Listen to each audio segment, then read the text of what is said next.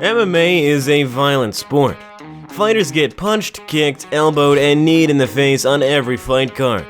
Some fighters get choked, while others try not to get their limbs ripped off. The level of violence varies from fight to fight, especially depending on the fighting styles of the athletes in the cage. But the violence occurs nonetheless. Some of the most gruesome injuries we have ever seen over the years are leg injuries. Limbs and feet that twist and curve in ways that they're not supposed to. These types of injuries are tough to watch for even the most hardcore MMA fans. In this video, we talk about some of the nastiest leg injuries seen in the UFC today. This is going to be a good one.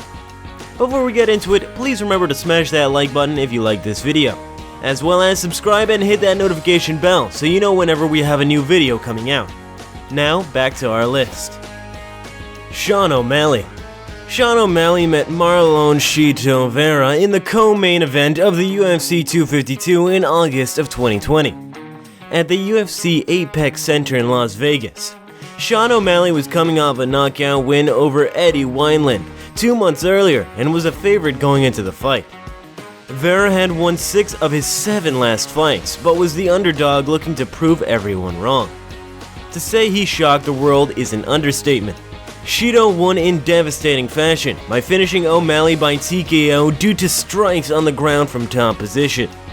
But the finish was not the only talking point of the fight. O'Malley seemed to experience a foot injury during the fight that led to the finish. Upon reviewing the replay, Vera hit O'Malley with a kick to the calf that ruptured a nerve and caused the bottom half of his leg to go numb. Hence why when he puts weight on his right foot, it completely gave out and broke in the process. Sean would need to be carted out of the octagon and sent straight to the hospital. He says he will make a full recovery, but will likely not fight again for a while. Jon Jones. Jon Jones defended his UFC light heavyweight title against Chael Sonnen at UFC 159 in April of 2013. Jones demolished Sonnen within the first round of the fight. Jon took Chael down, established position, and ruthlessly beat him up until the referee stopped the fight. It was another dominant victory by Jones. However, after the victory, Jones was having trouble walking back to his corner. Upon a closer look, Jones had completely mangled one of his toes on his foot. It looked as if his toe was hanging off his foot. If the fight was forced to go to a second round, the likelihood is high that a doctor would not have let Jones continue the fight. Jones would go to the hospital and receive treatment. He recovered quickly and would fight again in September of that same year. Anderson Silva. Anderson Silva fought Chris Weidman in a rematch to regain the UFC middleweight title at UFC 168 in December of 2013. Anderson lost the first fight in dramatic fashion by knockout in the first round. He was looking to rebound in this fight. However, the ending to this fight might have been more dramatic than the first. Silva was landing hard kicks to the legs of Weidman. In order to mitigate the threats of the kicks, Chris began to check them with his shin, which is one of the hardest bones in the body. When Anderson aimed to kick the legs again, he hit the shin of Weidman and instantly broke his leg upon impact. Watching Anderson break his leg in real time was horrifying.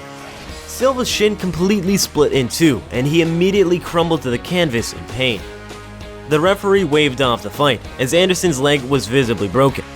Silva would need immediate surgery and would not fight again for a year. Tim Means versus Niko Price. Tim Means faced Niko Price in a welterweight contest at UFC Fight Night in Wichita, Kansas, back in March of 2019. Many expected this fight to be a brawl. The fight was action-packed but did not end the way fans expected.